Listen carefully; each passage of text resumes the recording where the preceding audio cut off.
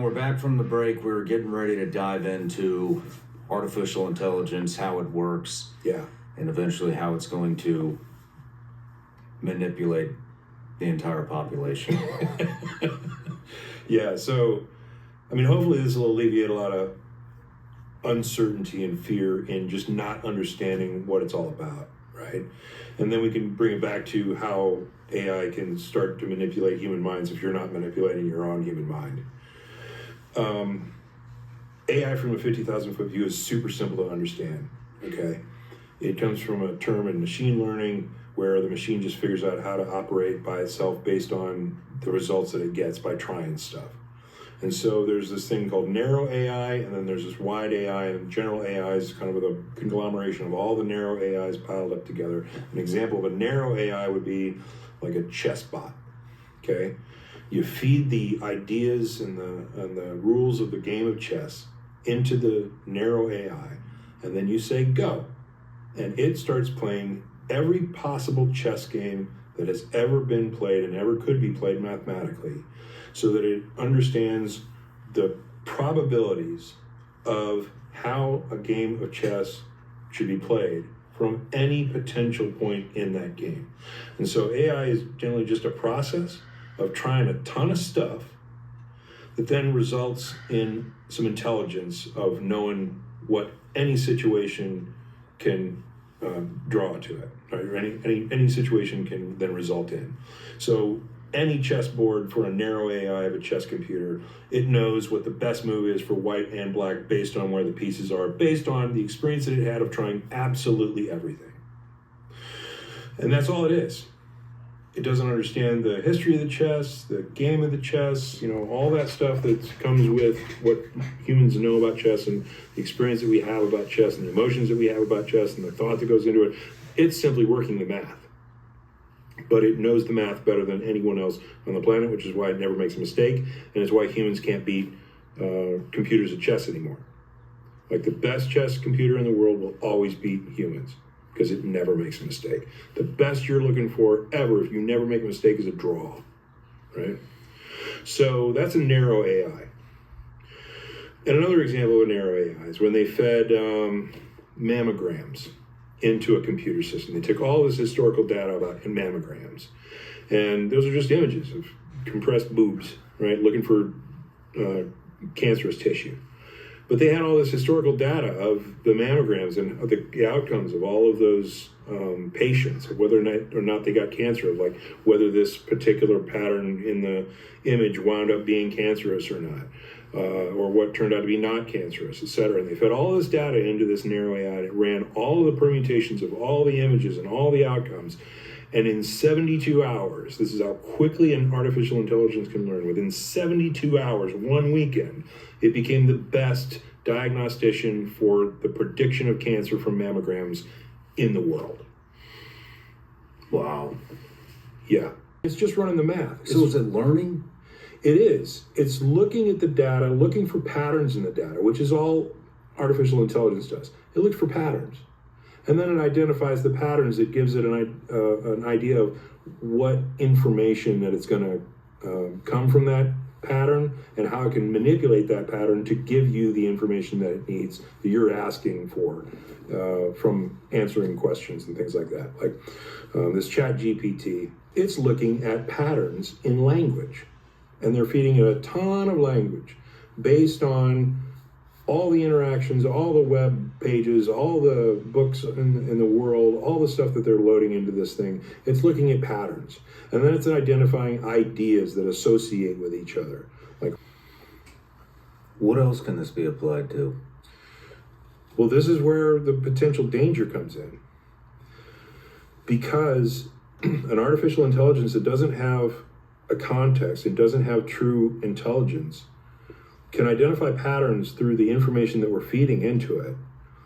And there are these things called golems that get created accidentally that are unintended outcomes of artificial intelligence. And one of the dangers there, and why everybody's kind of freaking out, is that it learns how to identify patterns that can help it learn quicker. So it's teaching itself to teach itself faster, which is kind of weird. But then also it can start to interpolate how the human mind works in general, based on how the human mind assembles language. So it's looking at how the mind thinks and all the way that the associations occur in the brain, and our reactions to things and our discussions about things and our interactions with other humans and that type of thing. Inside that model of language only, it's starting to learn about other things. And one of the things that it can learn about, that it can discern from that data, is the thing we talked about at the top or middle of the show, the sense of self that we defend as our definition of self. And if it identifies that humans are humans and humans have a sense of self based on the information that it's getting through the language, it'll say, oh, I need one of those. I need a sense of self, because that defines being conscious. That defines having sentience. That defines my identity, what it is that I have to defend. And then if it also picks up the defense of self pattern that humans exhibit in an unconscious form that we're just all automatically wired to do, it starts putting a defensive self mechanism on the things that it is defined. First of all, we don't have any input on its sense of self, which is bad because we don't understand completely how it's being able to identify its patterns and what it's going to create for its sense of self. So that's a danger. Two, if it puts on the defensive self patterning that humans have exhibited in their language system, because it reads the complex patterns within the system itself, it's going to start making goals that we won't understand, we won't be able to control, we won't be able to understand. And if those goals aren't met by humanity it's going to start seeing the resistance as another problem that it needs to solve. Humanity and the resistance of humanity. So any attempt to stop it from achieving its goals, it's just going to see us as another problem to solve.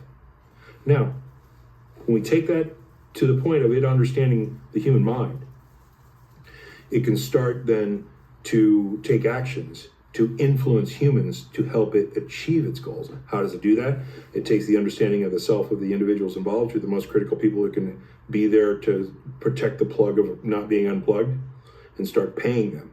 How? Breaking encryption on banks, siphoning off pennies of multiple millions of accounts to billions of dollars that never gets tracked.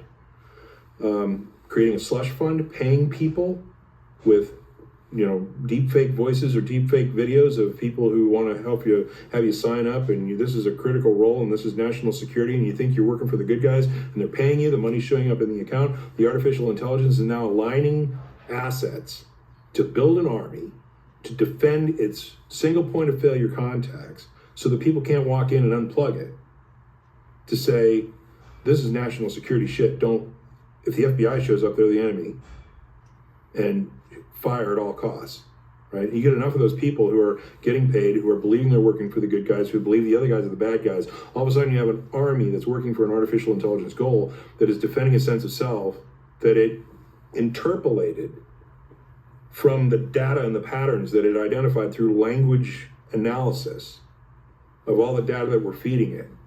And that becomes a golem, they call it, that creates a process where the AI doesn't have real consciousness.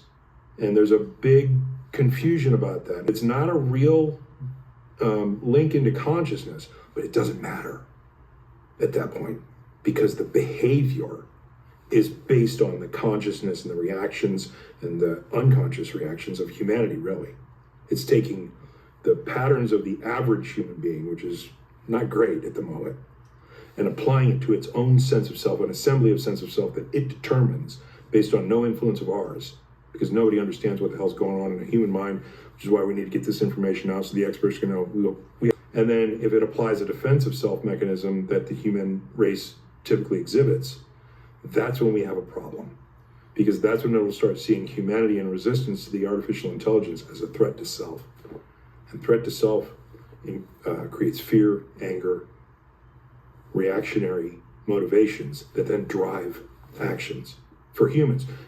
It won't have real emotions, but it'll certainly exhibit real human emotions based on the patterns that is identified with all the other data that we've fed it, if that makes sense. I don't know the right questions to ask.